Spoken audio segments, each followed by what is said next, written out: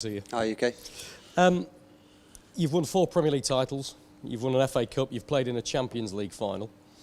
This is a quarter-final in a World Cup against the reigning world champions. How does that compare? It's pretty special, isn't it?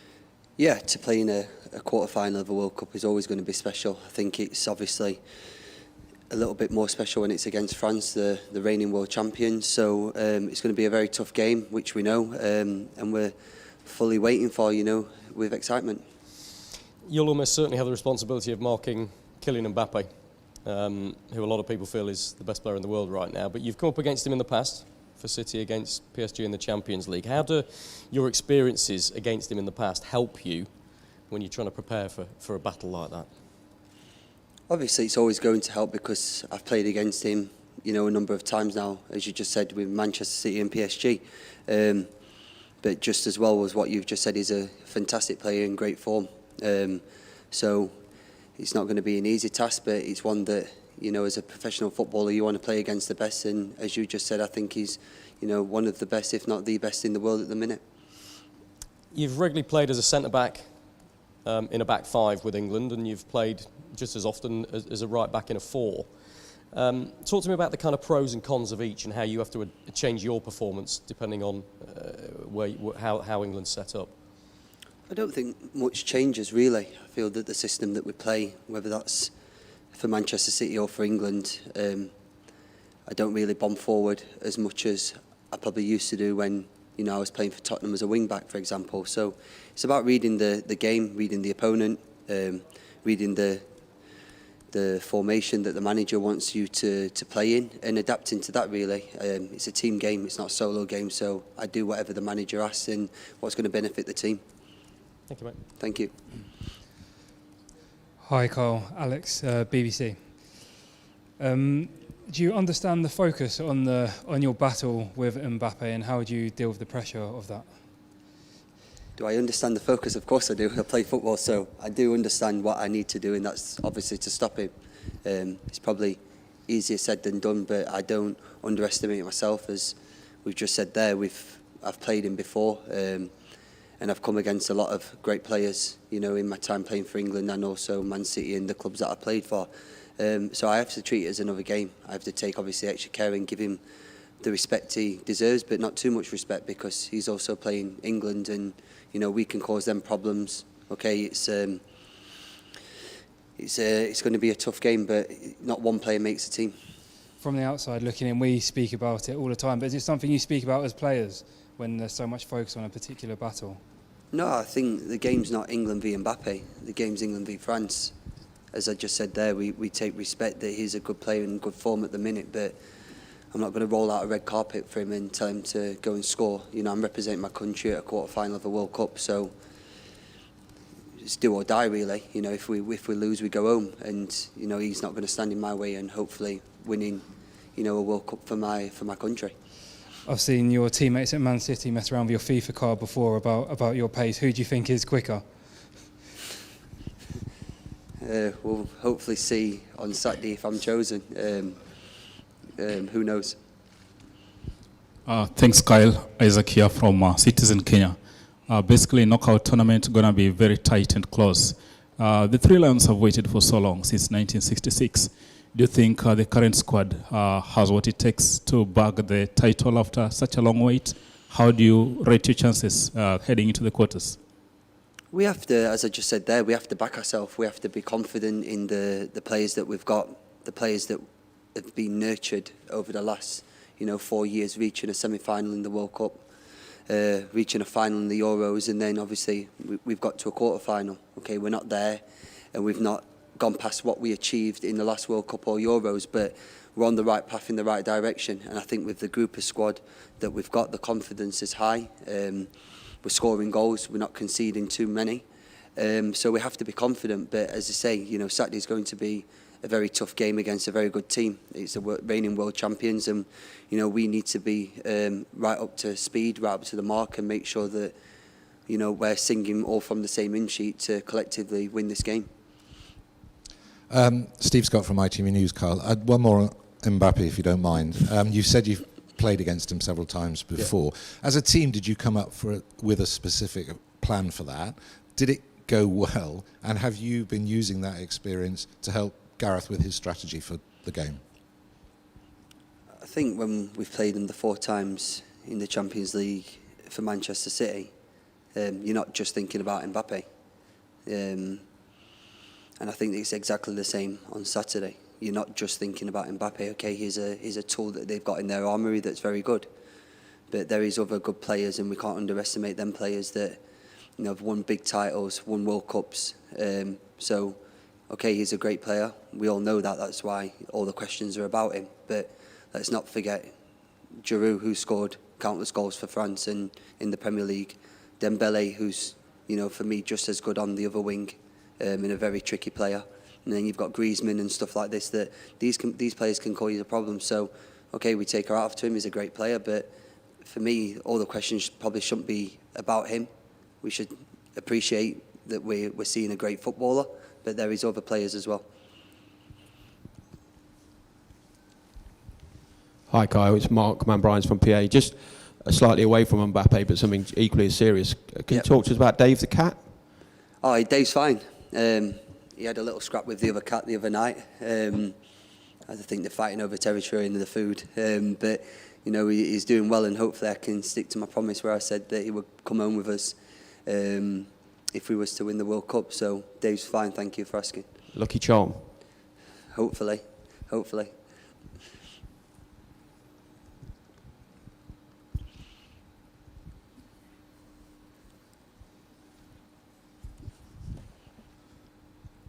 Hello, Kyle. I'm Damien for the French TV. I will be very original. I will talk about MBAPPE. Yeah. Do you know what he said about you last year in France football? Did you hear about that? No. He said that you are one of the rare players that made him suffer. How do you feel about what he said? No, it's nice to hear, obviously, from a good player that he's had a good game against, a tough game against me. I don't know how to say it even more, that I feel that he's a top player. I'm not underestimating that one bit, but we're not playing tennis. It's not a solo sport. It's a team game, and I'm sure you're aware that it takes a team, to win a game of football. Okay, one individual moment can win you a match, but from what we've seen here, it's 90 plus the extra time, which has been a lot, and anything can happen in that. So again, they have to worry about us. It's not just us worrying about them. And one more question, because we have MBAPPE, a young, talented player. Yeah. But you, English people, have a lot of young, talented players, like Declan Rice, like Bukayo Saka, like Foden, like others.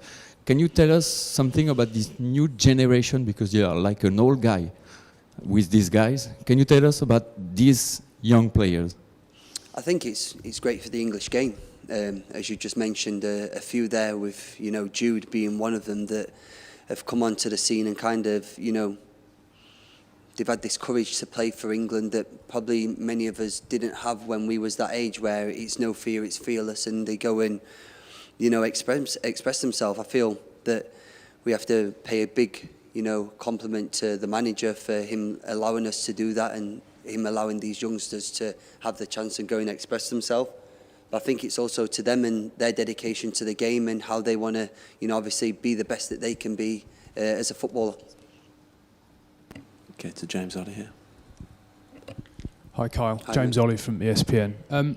You're only 32, so this might be a premature question, but have you thought about your international future at all? Is there a possibility this might be your last tournament with England?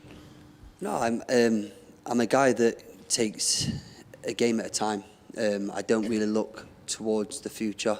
I can assure you now that I will go for as long as possible, as long as I feel that it's right for myself, my family, and also for the nation. And if the manager thinks that's right, I feel really fit, I feel strong, I feel energetic. I still, want to achieve things that I've already achieved and I still haven't achieved in football. And the hunger's still there, so I feel great. It's not going to happen, anytime soon, but as again, who knows in the future what will happen. It's going to come to an end one day, isn't it? But from the way you're talking, you're thinking 2024 is very realistic. And 2024, I'm 34. As long as I'm performing well and I feel good in my body, and and the manager wants to pick me first and foremost, then we'll see. But as again, I'm really not thinking, too far into the future, and that's not to, bypass your question. It's more, game at a time, which is on Saturday, and then we'll look and see what happens from there on. Thank you. Thank you. Hi, Kyle. Hi. Frederick Hub from IFP. I had a question. I was looking at the statistics, and I noticed that England has much more possession than in the previous tournament, like 10 points more than in Russia and 14 points more than at the Euro. Is it something the coach has asked you to work on? And second, does it make it easier for people like you who come from a club like Manchester City, where possession is an important target in the game? I feel why we've got more or less is maybe down to the tactics that we played a 5 in the Euros and the World Cup. So maybe we can control the ball a little bit better, and we've got more men further up the field with attacking minds. Does it help me personally? Of course, I'm used to playing, with Man City and Pep, and he does like to keep the team and pass the other teams to death, really. So, listen, we try and play in our own way, but I think that we also have to take into consideration the manager's ideas here. He's got different ideas to Pep, and he'll do what he feels is best for the nation in getting the 3 points. Hi, Walker. Rafael Nario from TV Globo from Brazil. We know that you had played with Hugo Lloris in Tottenham, and Harry Kane still plays with him. Do you know any secrets to beat him? And what do you think Harry Kane has any secret for that? If I told you the secret, it wouldn't be a secret. So I'm going to keep the secret with me. I feel that obviously Harry and I have both played with him. Eric Dyer have played with him, for a number of years, and Harry will know what to do when he comes into that position. But also Hugo will know what Harry's going to do. So I think it's a little bit of cat and mouse. The main thing is for us is to get this victory. We desperately want it. I think as a nation, we've worked really hard in the last 4 years to achieve what we want to achieve, and now, as you can see, all these people are here because they know it's going to be a fantastic game, and I think that's credit to to both nations with what they've achieved over the years. Carl, David Ornstein from The Athletic. I hope you're playing tomorrow, on Saturday after all the MBAPPE questions. Declan Rice missed training today. Is he going to be okay from what you know? Is it just a minor illness, or is there a doubt over him? I honestly didn't know until we was doing the pre-act in the gym. I still don't know because I haven't spoke to the lads. I just wondered where he was. So maybe it's a medical issue. I'm not too sure. Maybe ask the doctor. He'll be able to tell you something. You mentioned the other tournaments, semi-finals in 2018, Euros final. You've been involved in all of them as one of the more senior players. Do you assess this group as having the best chance of winning the trophy compared to the previous 2 major tournaments?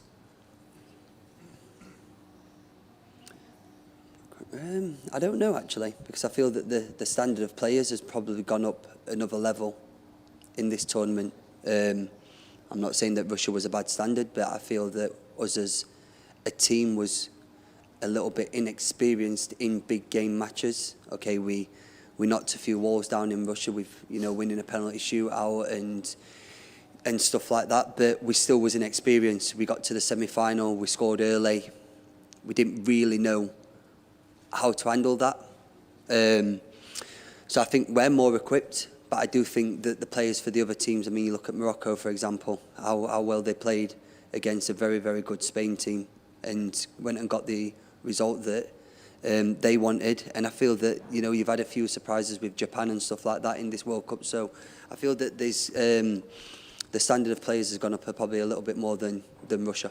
And just quickly, if you don't mind, obviously you had a day off yesterday and we've seen all the fun and games around the camp. But is there a palpable feeling now with France coming quarter-final, do or die, as you say, that there's a change in atmosphere in the camp, a greater seriousness, a bit less larking around, which is a good thing, and a bit more, this is it now? I don't think there's ever been that. I mean, it's a bit cliche for me to say that we don't have a laugh and of course we have a laugh and a joke, but when you train, you work hard. You make sure that you get the details in that you need to know. And then when you've got your free time, it's free time. You know, you need to make sure that it's a relaxed camp, that no one's really listening, no offence, to the outside noise and anything like that. And we just concentrate on ourselves. You know, it's us that are going to have to walk over that white line on Saturday and hopefully get the victory. But, you know, we need you guys as the media, the fans that are going to be travelling over, and, you know, they've been fantastic singing for us. You know, you're the 12th man to hopefully make us go and get the victory that we want. Hi, Kyle. James Robson, AP. You've probably spent the past 5 years or so at club level always being the favourites, you know, no matter what, who City play. Maybe to the outside, England would be just about underdogs in this match. How would that affect the way you go into it? I don't think it changes. If we're the favourites, we're not the favourites. It's a game of football. I think you've seen in this World Cup what can happen in 90 plus minutes. You know, there's been a few upsets, a few teams thinking that they're going to go out early doors, and, you know, they managed to string a couple of good results together. And that's what we just have to think. It's another game. As I keep saying, we take our hat off to them. They're the world champions. They've got the respect that they deserve because they won their last World Cup. But I can assure you that each and every one of us, whether it's the 11 that's starting or the people that come on, will not be rolling the red carpet out for them to go and perform and think it is a theatre for them to showcase their great talent. You know, we've also got great talent that I think that we need to be speaking about as well. The goals that we've scored, the clean sheets that we've kept, and we just move forward with that. You don't see yourself as underdogs at all? Say again, sorry? You don't see yourself as underdogs at all, as far as you're concerned? I see yourself playing the world champions, and I see two very good teams that are going to go toe-to-toe. I don't see no outright favourite or, you know, underdog. Okay, we've got four lined up. Silent gentleman here. Hi, Kyle. Hi. Marcel from the Dutch Telegraph. I come from a country where managers have always thought that attacking football is the best for our country. Louis van Gaal's doing the opposite now. He says we have to be a counter-attacking team if we want to win something. At the same time, I feel as if your team is probably more attacking and more attractive than any other time for many years. Would you agree? And how do you look at this situation of whether you can attack or not in a World Cup? I feel that we've got great players, and I think we've got great players that can come off the bench and affect games, which they've done. And I think that's full credit to, we'll say, the likes of Marcus Rashford, who come off the bench and, you know, scored a goal. Jack Grealish, who's come off the bench and scored a goal. The players that have started, you know, Bukayle's been on fire, Phil's scoring goals, Harry's got his goal now. So we've got goals coming from all end of the field. Now, me as a defender, I want clean sheets. You know, I'm fantastic if you go and get goals, but if we scrape through and win a 1-0, and I know that, you know, the back four, the back five have dug in and, you know, made sure that we get that clean sheet. That's my main concern of, you know, not conceding goals. But as you say, it's a great bunch to be in. I can tell you in training it's tough marking some of these guys, but you want to play against the best in the world, and I think we've got some of them, you know, in that changing room across the road. Hi, Kyle. Here. Yeah. Vincent from French media. I have two questions for you. The first one would be, do you think there's a special rivalry between France and England, even today? And the second one would be about Hugo Lloris. What do you think about him as a person and as a goalkeeper? Thanks. I think France and England have always been a great game and a great battle. I remember watching, you know, France and England when I was growing up, and it's always been, you know, a great match. I think you're going to get another one come Saturday. As for Hugo, he was my captain at Tottenham. I remember when he signed, when there was Brad Friedel in net and Hugo come from Lyon. And he's always been a great professional and a great captain. So I have nothing but good words to say for Hugo. But I mean, if he's watching, I hope you don't have the best of games on Saturday, because, you know, I want to win and I want to take my nation through. Hi, Carl. Raman from National World. There's this perception that when you play big games, or when England play big games, they play with the handbrake on, 5 at the back, and then try to catch up teams. It happened against Italy in the Euros final. Is this the perfect opportunity to go out there and boss the world champions and play to your ultimate limit? I think it's a great opportunity to put a stamp down and to say that we are a good team and we can achieve, you know, great things. And I think that it will ultimately give us the belief that we can actually go on and win this. I'm not saying that we don't believe, but to beat a big team like France in a quarterfinals match and the reigning world champions, you've got to take some confidence from that. Not arrogancy, but confidence. As you said, for, you know, defending or being a little bit more negative in previous tournaments, I feel that, you know, the manager makes the right call to play a 4 or play a 5. You know, no one was complaining about a 5 in defence when we reached the European final. But then all of a sudden when we get to the European final and it's probably not as attacking as what people have liked to see, then it was a, you know, a bad move. So I think it's a little bit harsh to judge him on what, you know, he's done previously. I think we've moved forward from this tournament as playing as a 4 and playing really good attacking football and scoring goals. So let's just go off the last game, which we won, and it was a, you know, comfortable win, I feel, and we move forward from that. Okay, last question of this section from Jerry there. Hi, Carl. Jerry Lawton here at the Daily Star. Good luck. Thank you. At the weekend. Thank you. Would you believe there's been a tornado 10 miles north of the ground where you're going to play today? There's a guy on the internet holding a pile of hail. Yeah. The last thing I thought I'd be asking you in a desert question, but rain is actually forecast, a really good chance on Saturday. Do you think, you'll probably be used to playing in the rain, that might be something that will have an influence on the type of game we get and England's chances? I never thought I'd say it. I can't wait to see rain. It's been that long, and living in Manchester, you see rain every day. It was actually looked like it was going to rain when we was training outside, so I'm not surprised that you said that it was a tornado, you know, obviously where the ground was. It can have a factor, you know. France experienced rain as well, so it's both teams playing in different weather conditions than what they've been used to over the last couple of weeks and being out here. But I don't think that that's going to really make the difference between two sides, a little bit of rain, if I'm being honest.